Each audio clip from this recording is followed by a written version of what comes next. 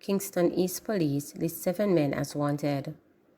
Detectives assigned to the Kingston East Division have listed 7 men as wanted for several crimes committed in the parish.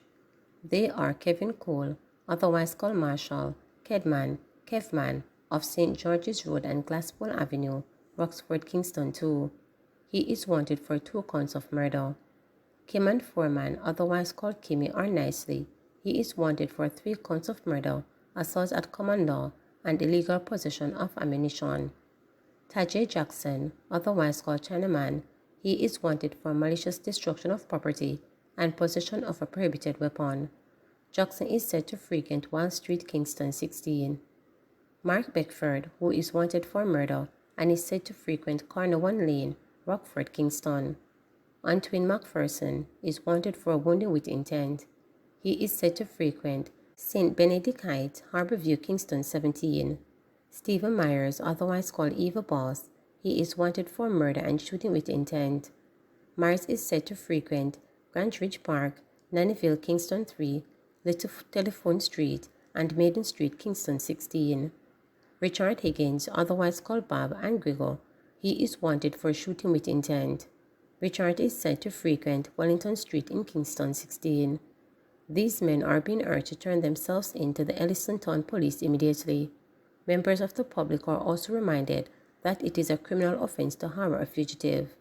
In the meantime, the police are encouraging persons to continue to share information to aid in their investigations by calling the Elliston Road CIB Police at 876-928-4200, Crime Stop at 311, the NIB tip line at 811, the Police 119 numbers, or the nearest police station.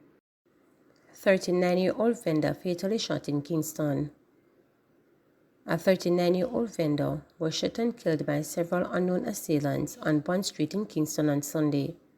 Dead is Leroy O'Sullivan of Tiplin Lane, Kingston 14. Reports are that about 6 a.m., Leroy was standing at his cart on Bond Street when a car drove up and several men alighted with handguns. The men opened gunfire at him, hitting him all over his upper body before speeding off in the motor vehicle. Lawmen were alerted to the scene, and Leroy was transported to hospital where he was pronounced dead on arrival. Investigations are ongoing. Bromwell was operating a taxi illegally. Head of the Constabulary Forces Public Safety and Traffic Enforcement Branch, Assistant Commissioner of Police Gary McKenzie, said Bromwell was operating a taxi illegally. According to the lawman, on Friday, April 26, Bromwell was involved in a crash with the other motorist in Halfway 3, became enraged and reportedly attacked the other road user. He noted that Bromwell has a record of traffic breaches. ACP McKenzie is reminding road users that they should allow due process to prevail after a traffic accident.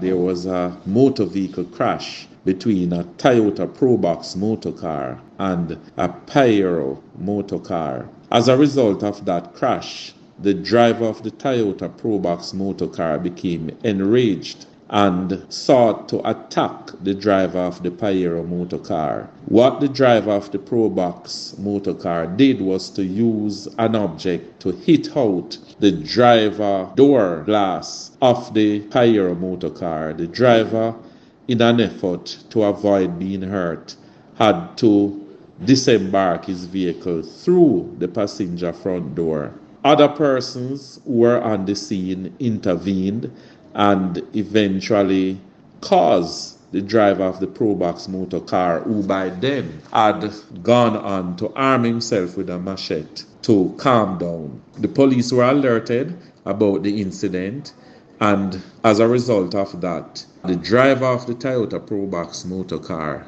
who is an illegal taxi operator, was taken into custody. We have also found 4 traffic warrants, to include operating motor vehicle without a road license, no motor vehicle insurance coverage, failing to obey police command, and obscured registration plate. There are also 40 other warrants that have been ordered and we are waiting to collect them, and they will be collected and executed on him. We also did research on the driver of the Mitsubishi Pajero motor car. No warrants were found. There were no outstanding tickets for him. It is important to note that the driver of the Probox motor car also has 61 outstanding tickets. It is a requirement by law for persons to stop when a crash occurs and for the necessary exchange of information to be made and for the matter to be reported to the police for investigation. If for any reason a motorist deemed that the situation is as such that it is not safe for them to stop, they can proceed directly to a police station. If a person is involved in a crash and the other party for some reason do not stop, it is incumbent on the person to take note of the information on the vehicle, for example, the registration plate, as well as the make, model, and color of the vehicle, and report it to the police. But to engage in any fight or disorderly behavior, that is not something which we should tolerate. Driver hospitalized after tree cut by protesters fall on his car. The driver of a Subaru motor car was rushed to hospital after a tree cut down by angry protesters fell on his vehicle in retreat Little London, Westmoreland on Monday morning. Reporters understand that the residents were attempting to mount a roadblock over a lack of water in their community about 5 a.m.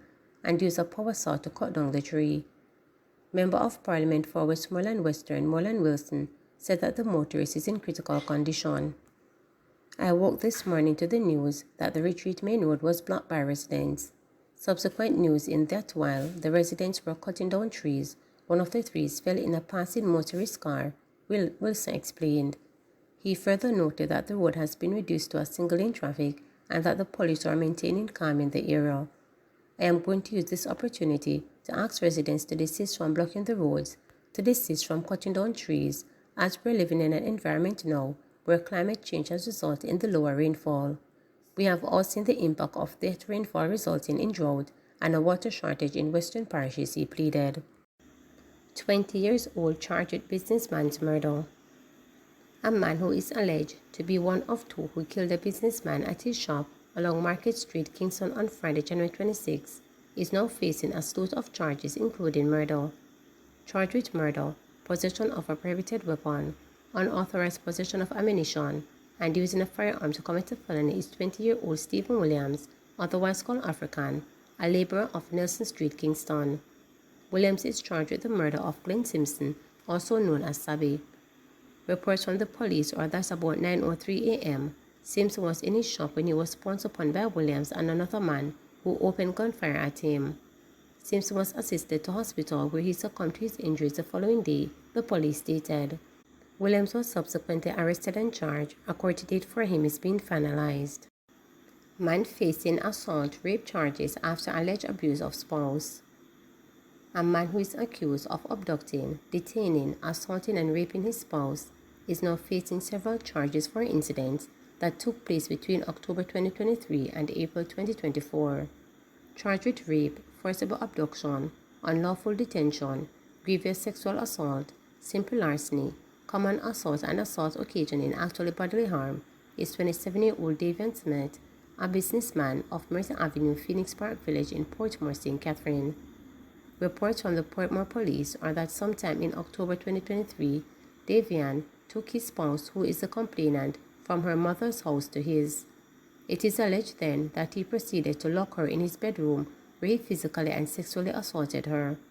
In April 2024, Davian and the complainant reportedly got into an argument when he repeated his actions of assaulting her. According to the police, Davian also took away her cell phone and reportedly tried to strangle her, causing swelling and bruises to her neck.